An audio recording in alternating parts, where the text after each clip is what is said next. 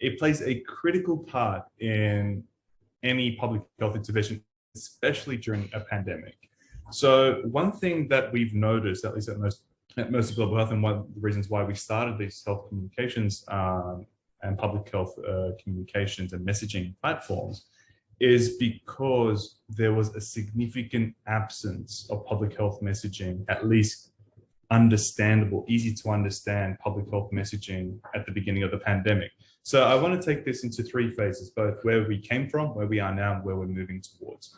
So where we came from was at the beginning of the pandemic, the medical world and the politicians and everyone were just so caught up in understanding COVID that no one was actually communicating effectively with the communities to help understand what we understand, what we don't understand, which left a bit of a vacuum for the wider population. And then we started seeing trends of misinformation coming from abroad, entering our shores and taking deep root. I remember at the beginning of 2021, actually, and late 2020, there was a lot of misinformation starting to come up and pop its head up about vaccination, against vaccinations in particular. And I remember I spoke to both local, state and federal politicians about this. And I told them straight out, we have a problem that will arise if we do not nip it in the bud right now. And that is dealing with vaccine misinformation. And we got this typical roundabout response. It's not a local problem, it's a state issue. You go to state, it's not a state issue, it's a federal issue. You go to federal, they say it's not a federal issue, it's a local issue. And we just went around in circles for around 3 months, basically. And then at the end, we just said, you know what, screw it, we'll do it ourselves. And I'm glad we did. So basically what we realized was that, first of all, people wanted to have their voices heard, right? And they felt like their voices were not being heard. And that was one of the core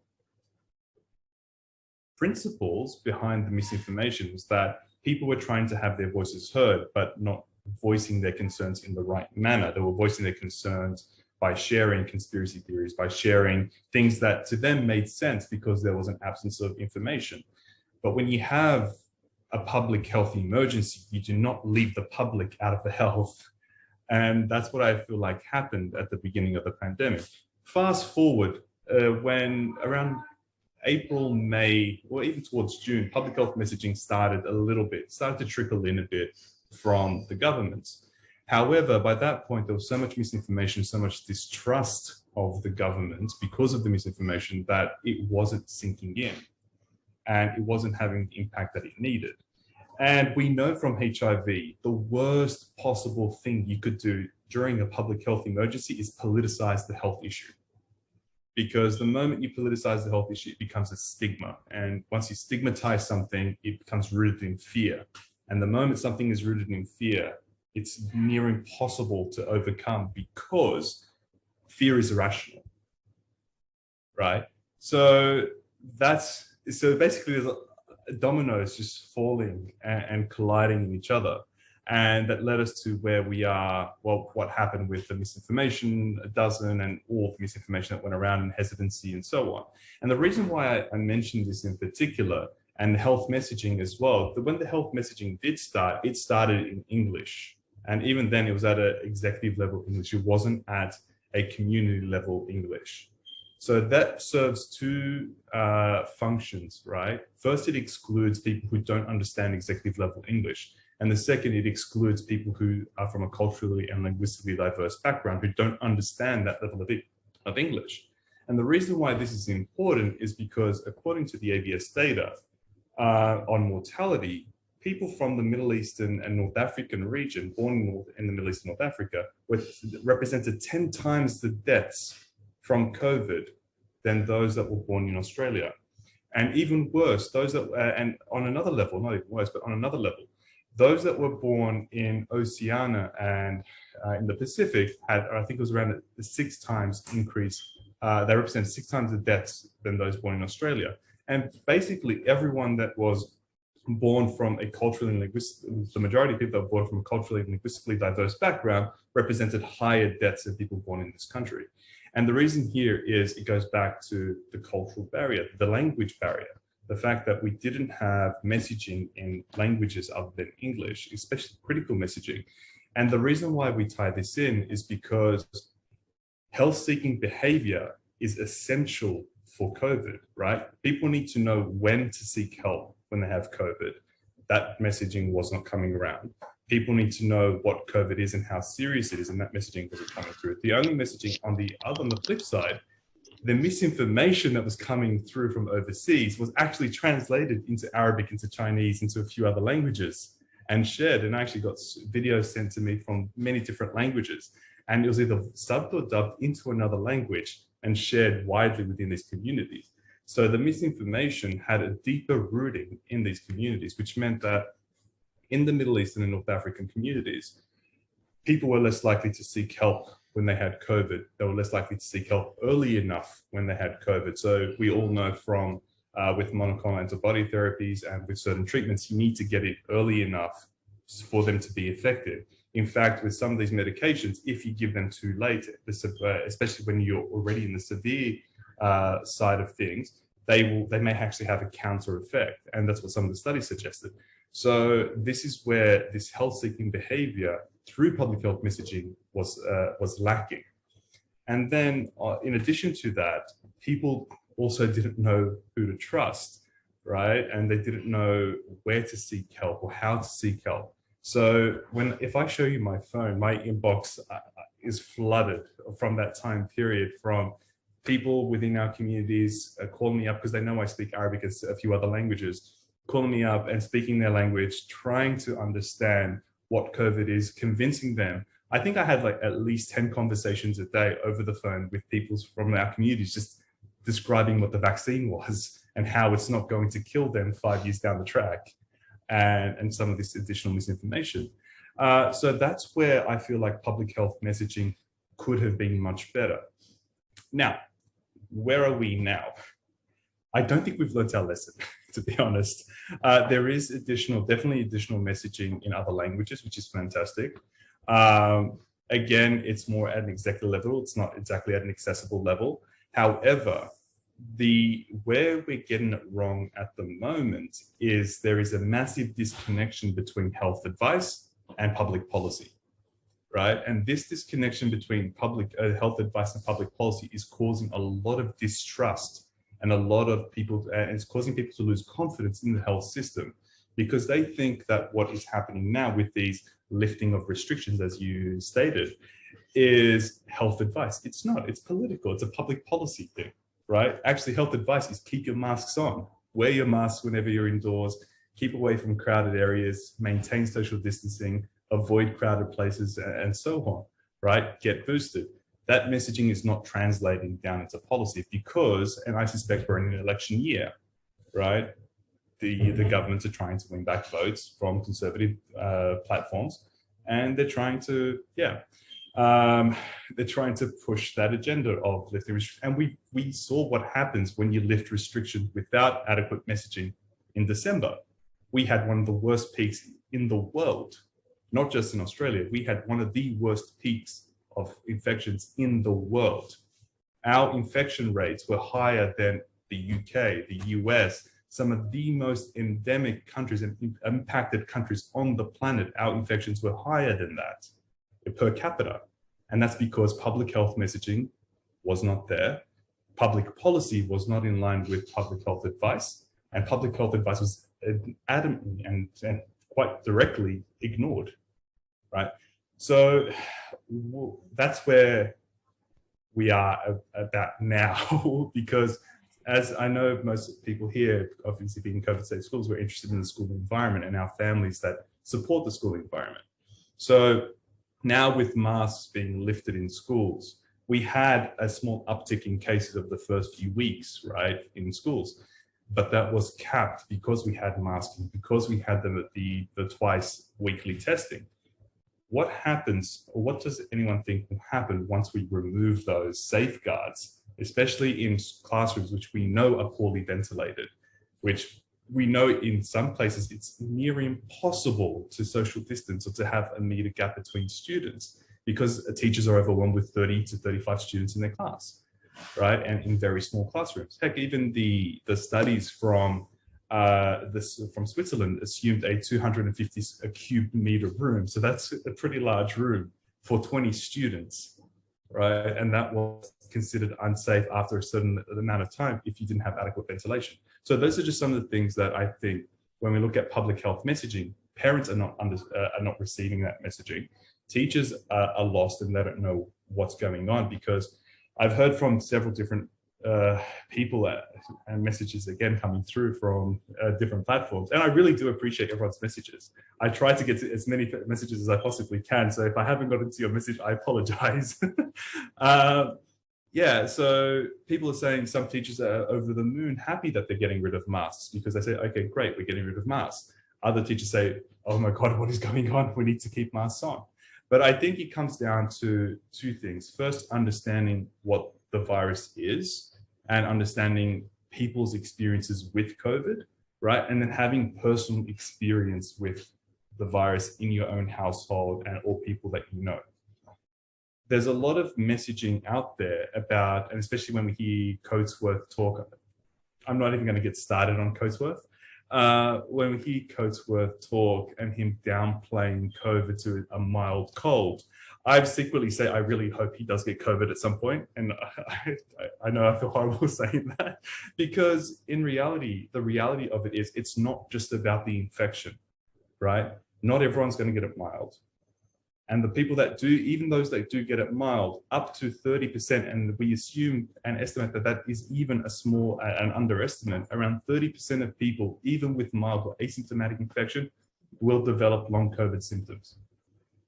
That's a massive chunk of the population. Even with our current estimates, based on PCR testing alone, in New South Wales, we have had around 16% of the states having had COVID in the last 7 weeks. Yeah, 16%. And when we account for the positive testing rate and the rat tests and everything, that number actually, we estimate closer to 50% of the state has had COVID in the last 7 to 8 weeks, since early December. That is a massive number. So 30% of the state's population is around 10 million. So we're talking about 3 million people who may actually have, 5 million people would have had COVID. So 30% of that, we're talking about 1.5 million people potentially having long COVID in New South Wales alone. That is crazy, the fact that we could even think that that is safe and that is an acceptable risk. And let alone we don't actually know the impact of the virus long term on child's development, whether it be cognitive, physical, or otherwise. And actually, one part of my master's dissertation many years ago was looking at the impact of infectious diseases on child's cognitive and physical development. And they do have long-term ramifications, especially even just parasitic infections. They have long-lasting implications on child's cognitive and physical development. So what do we think will happen with a highly infectious disease, which actually may remain in a person's body 8, 10, 12 months down the track? And we have found evidence that the virus itself, for example, in autopsies conducted on men who died 9 months, 10 months, a year after having recovered from COVID, we found evidence of the virus and the actual viral proteins still in their testicles, in their livers, in their hearts, all over their bodies. So we do know that this virus does stay and the viral proteins do linger. Vaccinations do help. So some studies suggest that they halve the risk of long COVID in vaccinated individuals, and that's a significant thing. So say, for example, we are assuming 1.5 million people at risk of long COVID. You're halving that, so 750,000 people at risk of long COVID. And then when you add additional safeguards, you reduce the risk even further. And we are still learning a lot about long COVID. It's by no means we know very much about it anyway, because Australia is always far behind the rest of the world when it comes to long COVID. In Israel, they've got dedicated long COVID clinics. In the UK, they've got dedicated long COVID clinics. We don't have that yet, and we will need that very soon, I suspect. Yeah, so that's where are we heading? Okay, so it's a really interesting question, and there are many possible answers to that. But I suspect that even though restrictions have eased now, they will be back, and they will be back sooner than we think they will be, mainly because we are entering the Easter period. Easter period is very similar to the Christmas period. masks are off, people are congregating again. And what we do know from BA2 is that infection with BA1 offers you very little protection against BA2. So in reality, you can be infected with BA2, even though you've had a recent BA1 infection. So BA1 is the old Omicron, BA2 is the new Omicron. And then we also know if you've had a Delta infection, you're not immune against Omicron. So, and many people, and the number of people tell me that they've been reinfected within 4 weeks of their previous infection is ridiculous. I've had thousands of messages come through telling me that we've been reinfected. And basically more than half of them said that we haven't reported it because it was a rat test. Even though I told them, look, get it confirmed by a PCR. You want to get a PCR confirmed because you need to know what's happening. And generally speaking, if you develop new symptoms, right? So say, for example, you're within a 28-day window that New South Wales Health said that you're not really a close contact anymore. If you develop new symptoms, you should still get tested, right? Because if your symptoms have resolved and then you've developed new symptoms and different symptoms, you should probably get tested again. And I think on their website, it does specify that in very fine print, that you should get tested again if you develop new symptoms. And it is entirely possible to, and some actually scientists suggest that it's entirely possible to have Delta and Omicron at the same time. So that would not be a pleasant infection.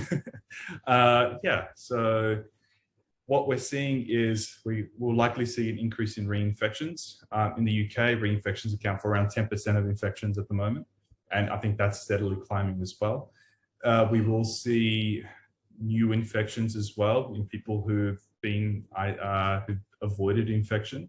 And given that half our population is already, or about half our population in New South Wales at least, has already had COVID, I suspect that the rate will drop off a little bit, but then as immunity wanes over time, especially as we get to the colder months, it will take off again. So it's by no means over. I know it's not the prediction everyone wants to hear, and it's not a very popular opinion, but I'm a realist when it comes to these things. I don't beat around the bush when it comes to these things. It's the risk of mutation. This is precisely what we were warning about at the beginning of this surge, actually in December, when Paratet was relaxing restrictions along with Morrison. And one of the very first things we said was mutations, right? Unrestricted infections, unmitigated infections lead inevitably to additional mutations. And the fact that we don't have adequate surveillance for these new mutations, right? And to be able to capture and flag those mutations in our country is ludicrous. Originally, we were sequencing every single positive case up until I think it was October last year. And then they stopped, especially when numbers got really high, they stopped. And now they only sequence, I think it is around 300 to 400 positive samples a week. So, and they are either hospital samples, so people in hospital, new admissions to hospital, or random samples from the community. So even then, it's not sufficient to have representative insights into variants entering the country.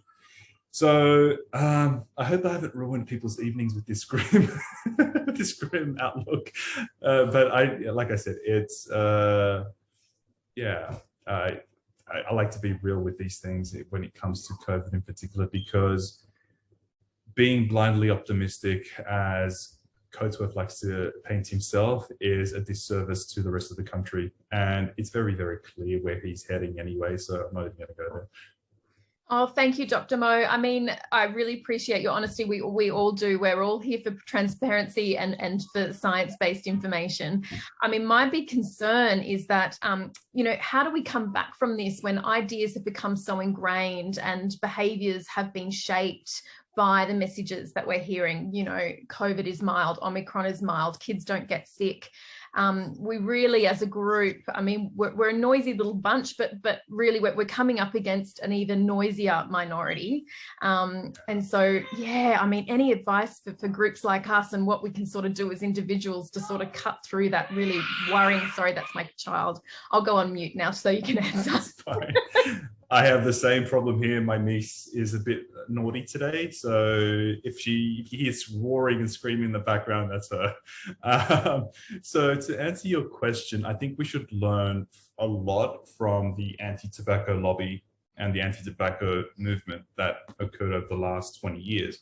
So smoking and tobacco use were deeply ingrained in culture and deeply ingrained principles. And it took some very critical messaging to help change that. And I'll branch off on this in a moment, but I'll also shift to some other work that I've actually been part of. So one of the things that we do when we go into a country to treat, so just some context to some of the work we worked on.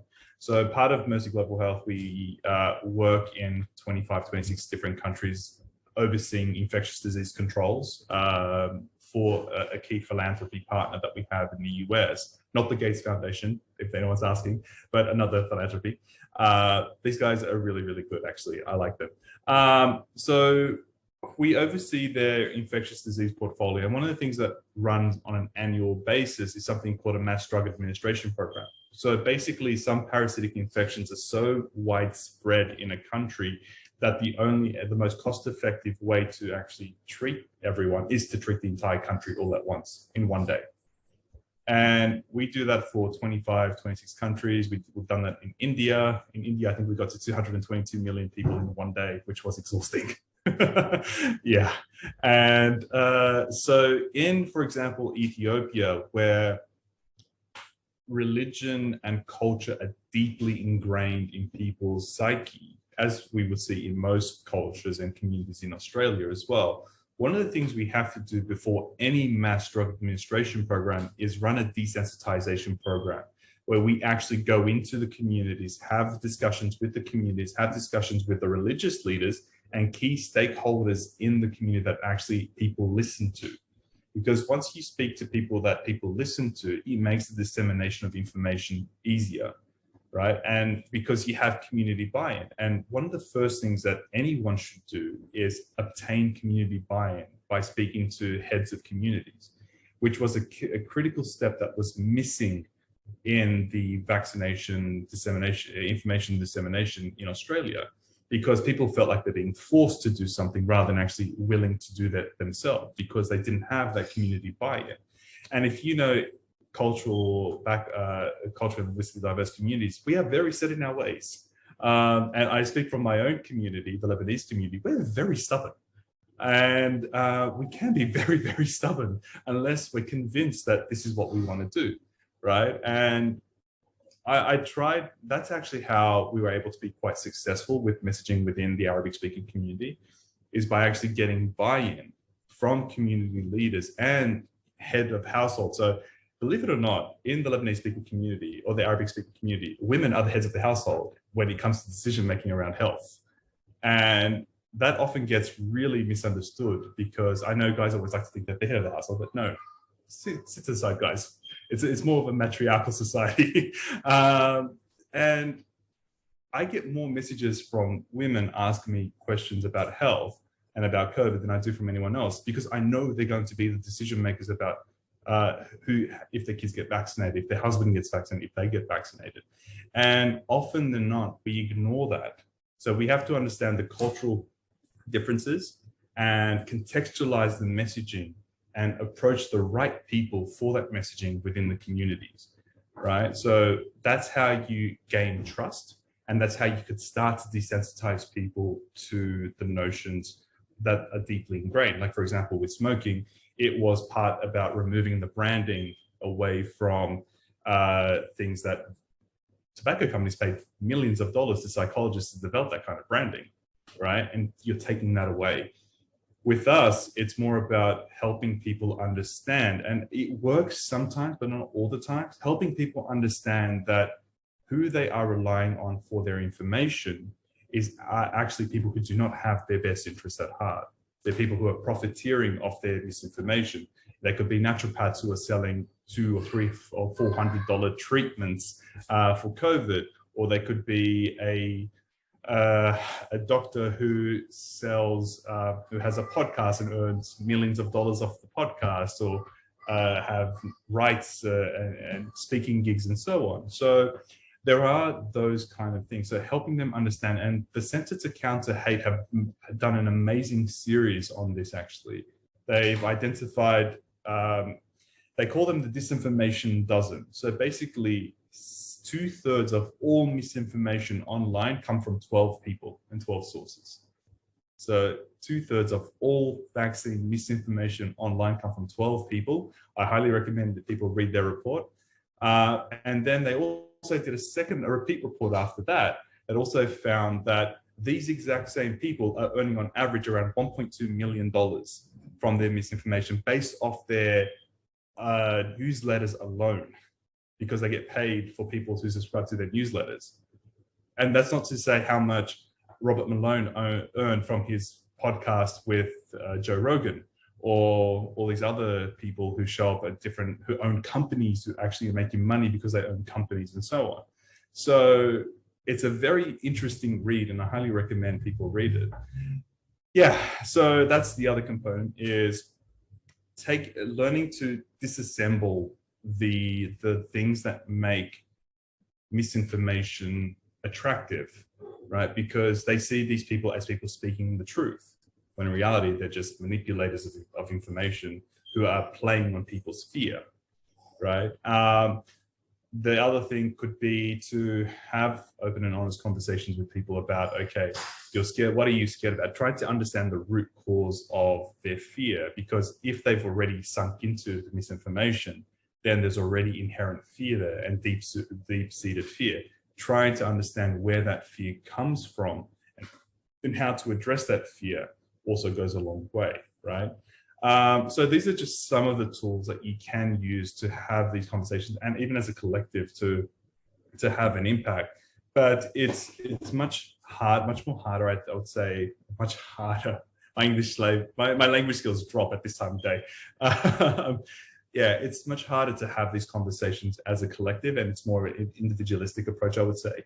But even as a collective, you can lobby schools to actually have sessions, right, about COVID safety and the importance of COVID safety and why people need to wear masks, and present the evidence. Even send a newsletter home with the kids so the parents can read it, or some form of information. Because what we also learn in other parts of the world when we do this mass drug administration program, we also tie it in with hygiene behaviors, right? So basically hand washing, using a latrine, so getting rid of open defecation, basically, are very big challenges in many parts of the world. Especially, like, we take hand washing for granted here because we have running water. But in some places in the world, people have to walk 3 hours to get a single jerry can of water, and that's all the water they could use for the day, right? And they're not going to prioritize washing their hands because overcooking or drinking, because it's a valuable commodity, right? Unless they understand why they need to wash their hands. So it's the same way with us, right? We need to help people understand why they're doing things. And this is where children come into play. One thing we noticed with these communities that we work with is that when we run these mass drug administration programs, we run these hygiene workshops with the kids. We make it fun, we make it interactive, and then the kids go home and teach their parents. And then the parents, like, year on year, we're seeing significant increases and improvements in wash behaviors in communities because the kids are actively teaching their parents. And this is a fantastic tool that we don't often pay attention to. And as within the school environment, I think this is one way you could actually have a big impact. Oh, definitely. I mean, kids are amazing. You know, they prove us time and time again, they're very capable. They're able to wear masks far better than adults. We really should be, you know, embracing that and you know, protecting them as best we can.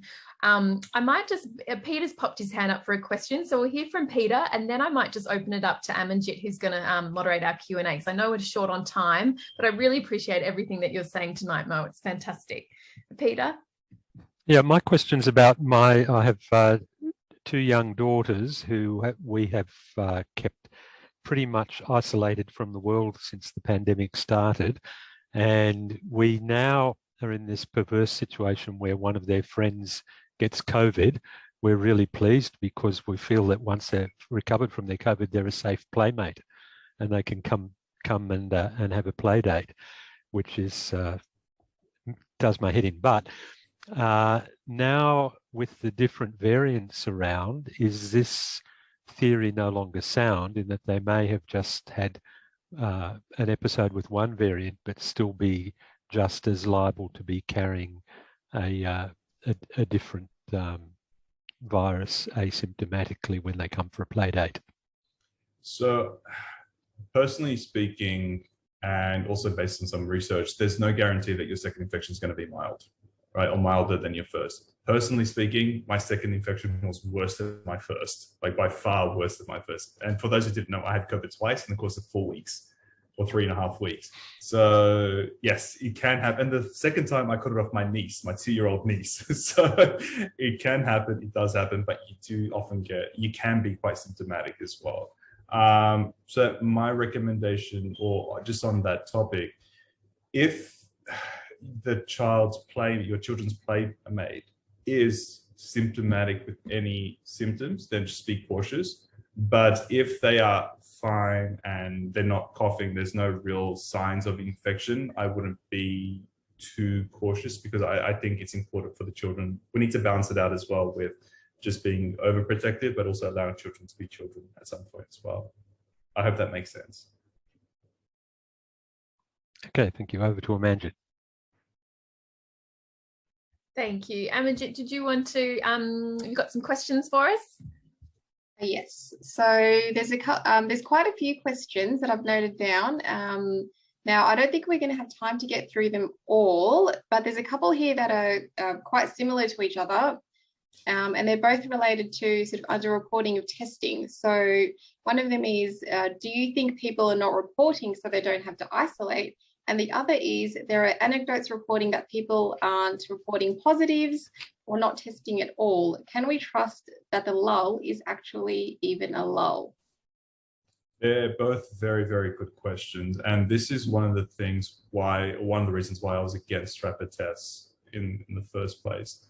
So not only are rapid tests at the mercy of each person's ability to collect samples correctly and interpret the results correctly, but also rapid tests allow for people to selectively not report their positive test results.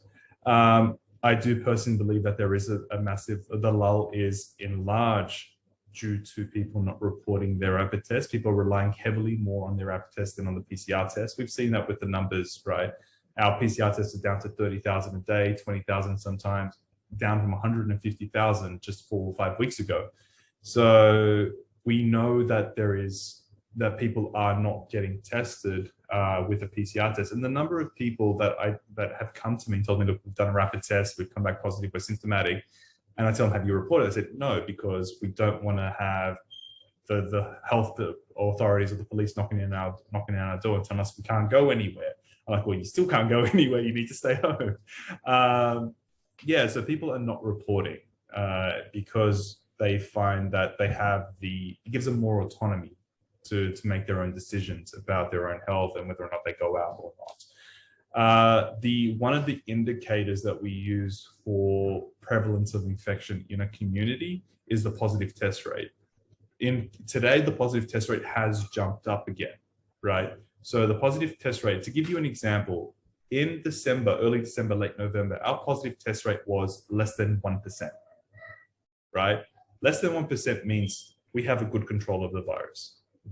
By mid to end of December, it jumped up to, I think it was like 30% or 40%.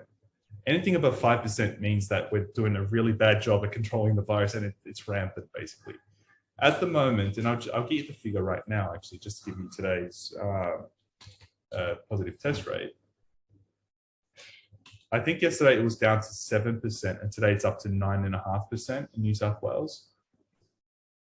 I know I'm talking a lot about New South Wales, but I know, and I'm sure that there's people from all over Australia here. Am I correct in saying that? Okay, fantastic. And for everyone else, I do apologize that, yeah. So today's positive test rate's 8%. Yesterday was 9%, and we're hovering between. And the day before that was 7.52%.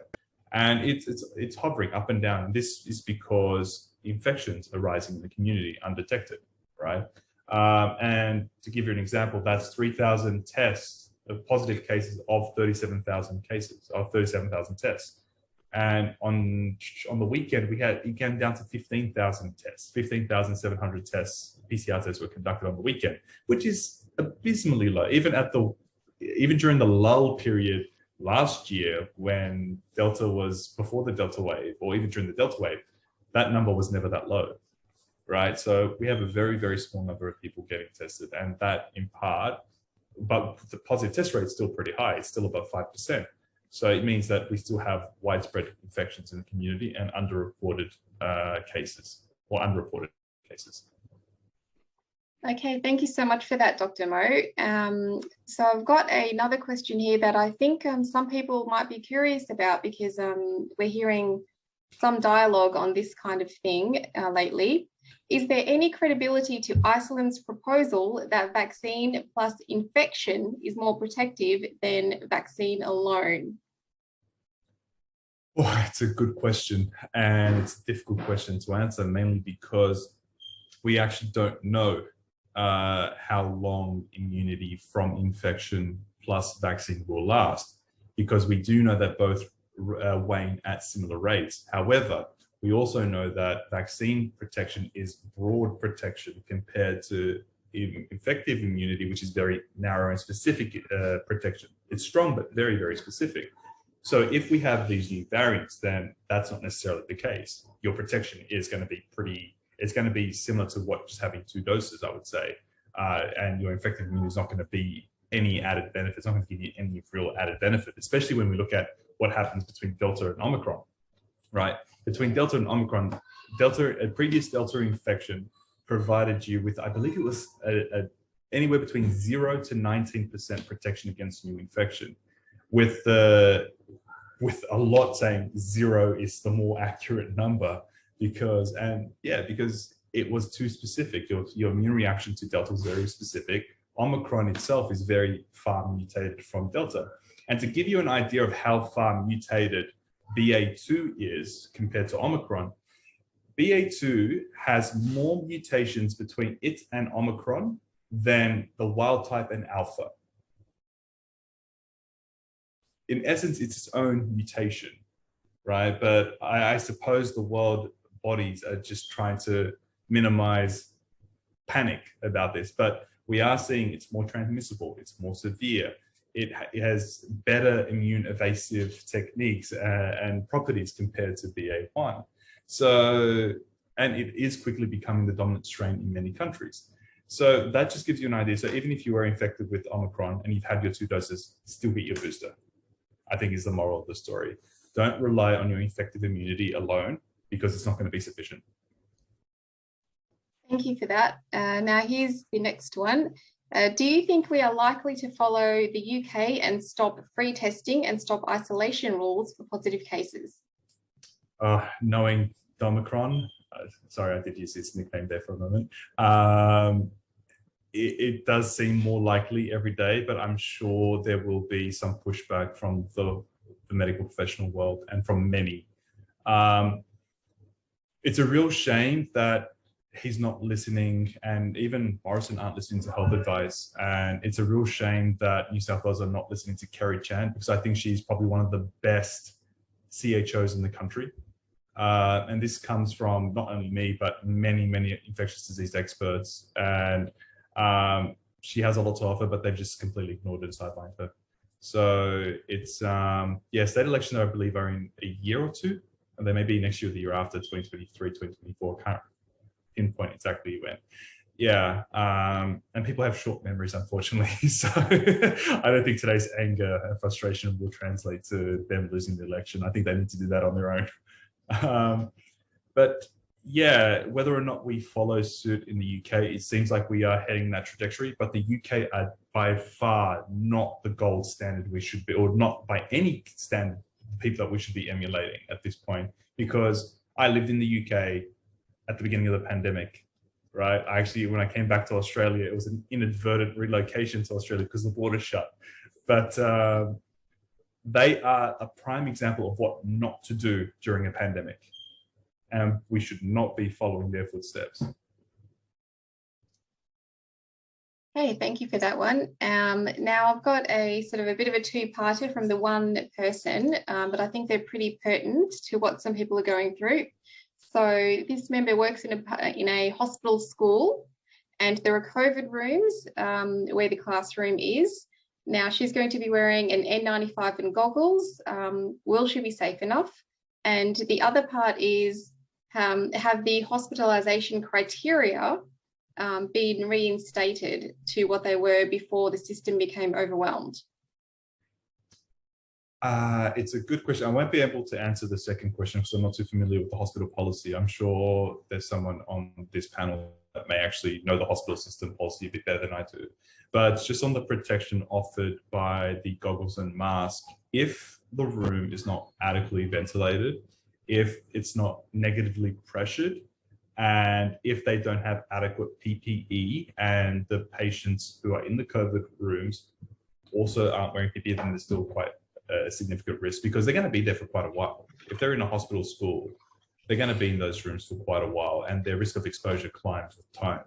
So I would just say it's a very, very odd setup to have unless they're actively working in the COVID ward themselves. But if they're just there, then that's a really, really odd setup to have.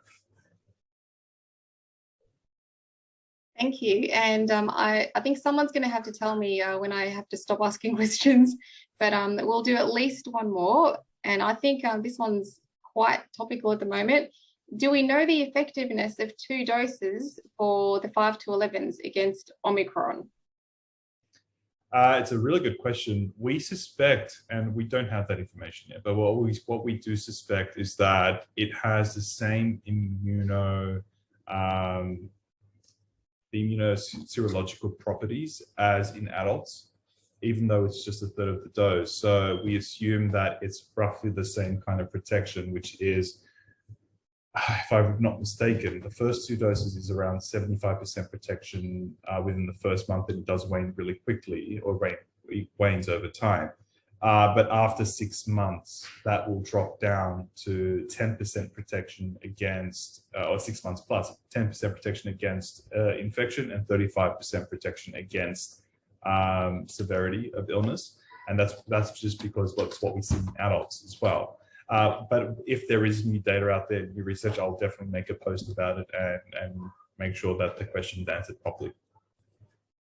Thank you so much, Dr. Mo. We really, really appreciate your time this evening. You've covered a lot, and it's just, I really appreciate your honesty, your frankness, and your clear information. It's it's very, very much appreciated. So thank you for your time. Thank you for having me. And like I said, if there are any questions that anyone has, feel free to shoot them through via message. I do have an FAQ Friday or a Q&A Friday, both on the Facebook page and on my Instagram account. So if anyone has questions, please feel free to jump on and just ask away. I will try as much as I can to get to all the questions, but it's never guaranteed. Oh, amazing. Oh, now that I know that you're on Insta, I'll be hitting you up there. That's great. It's been very active today, actually. A lot of anti-vaxxers on there today. Oh, no, thank you so much. Look, that concludes our first part of the meeting. We do sort of continue on with a little bit of an informal chat and updating everyone on what we've been up to. But you certainly don't have to hang around. We know that your time is very precious. So thank you. Thank you very much.